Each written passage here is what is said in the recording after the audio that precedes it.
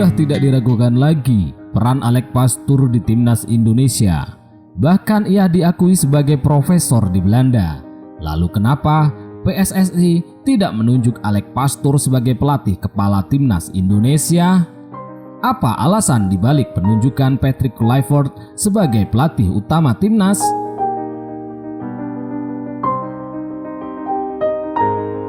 Terlihat jelas saat laga kualifikasi Piala Dunia menghadapi Australia, Alex Pastoor begitu sibuk dan memberikan instruksi kepada pemain saat melihat skuad Garuda begitu keteteran menghadapi timnas Australia. Berbeda jauh saat kita melihat Patrick Kluivert yang berposisi sebagai pelatih utama, begitu tenang dan hanya tersenyum tipis tanpa ada instruksi yang diberikan kepada pemain. Hal itu menggambarkan bahwa siapa yang layak menjadi pelatih kepala yang sesungguhnya. Lalu, kenapa PSSI tetap menunjuk Patrick Kluivert sebagai pelatih utama? Padahal tanpa Kluivert, timnas sudah cukup dengan Alex Pastoor. Bukankah itu pemborosan anggaran?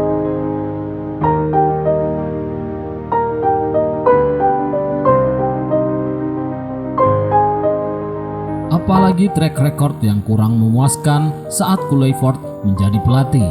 Kluivert pensiun sebagai pemain sepak bola profesional pada usia 32 tahun dan langsung memulai karir kepelatihan. Bahkan ia beberapa kali menjadi pelatih striker dan asisten pelatih di sejumlah klub. Saat menangani Curaçao, Patrick Kluivert gagal di putaran ketiga kualifikasi Piala Dunia karena kalah 2-0 dari El Salvador. Tidak hanya itu saja, Patrick Kluivert juga tersangkut skandal judi seperti yang diberitakan surat kabar Belanda di Volkskrant.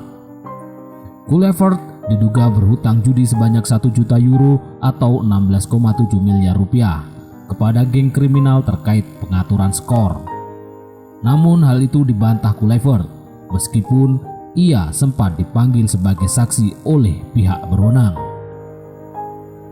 Kini ia bersama timnas Indonesia dan menjadi pelatih kepala timnas Indonesia. Lalu bagaimana dengan Alex Pastoor yang lebih cerdik dalam meramu strategi timnas Indonesia? Alex Pastoor sendiri adalah pelatih yang sangat mumpuni. Ia bersama Almere City berhasil menyelamatkan Almere City dari jurang degradasi. Berikut ini adalah profil dari Alex Pastoor.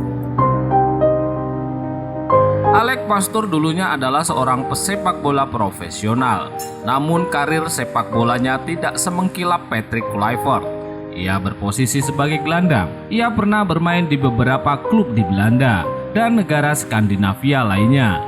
Ia pernah bermain bersama Volendam dari tahun 1989 hingga 1995, kemudian pindah ke Heerenveen dari tahun 1995 hingga 1997. Setelah 2 tahun di Heerenveen, Alex Pastoor hijrah ke klub Belgia Heerlen dari tahun 1998 hingga 1999.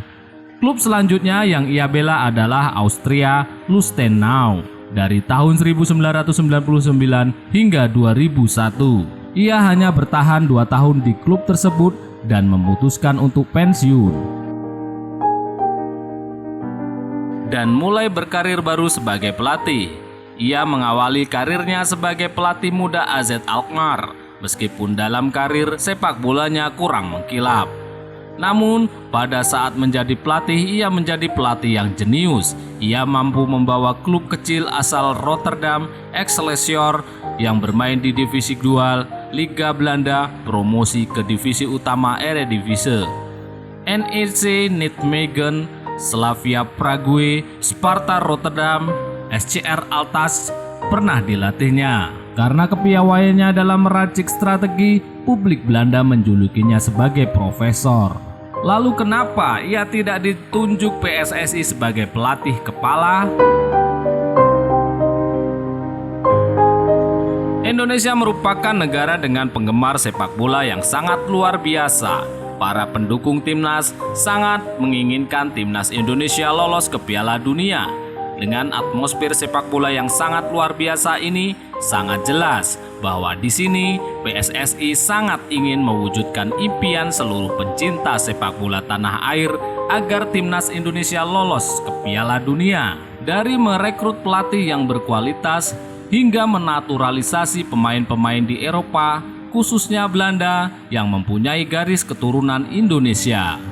Pada awalnya, penunjukan Sintayong sebagai pelatih timnas Indonesia sudah sangat tepat dan Sintayong pun mampu memenuhi target-target yang diberikan oleh PSSI. Namun kendala komunikasi dengan pemain menjadi penyebab PSSI mencari alternatif pelatih yang sepadan dengan Sintayong.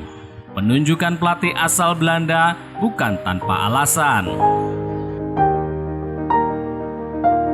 Penunjukan pelatih asal Belanda ini jelas merujuk pada masalah komunikasi karena 85% pemain timnas berbahasa Belanda. Tentu itu akan memudahkan untuk berkomunikasi. Pilihan jatuh kepada Patrick Kluivert. Penunjukan Kluivert jelas pilihan yang sangat realistis. Selain ketua PSSI mengidolakan Kluivert saat menjadi bintang Barcelona, tetapi juga ia memiliki nama besar yang membuat para pemain timnas menaruh rasa hormat kepada sang legenda Barcelona ini. Nama besar yang melekat pada Kluivert juga bisa membuat para pemain yang akan dinaturalisasi di timnas Indonesia juga langsung akan mengiyakan ajakan PSSI untuk bergabung. Apalagi Kluivert juga pernah bergabung dengan staf kepelatihan timnas Belanda di bawah pelatih kepala Louis van Gaal. Sadar akan kekurangan dari Kluivert, PSSI kemudian mencari alternatif juru taktik yang mengerti skema dan formasi yang mumpuni untuk menghadapi lawan timnas. Maka Alex Pastoor direkrut untuk meramu strategi dan taktik untuk menghadapi lawan-lawan Indonesia.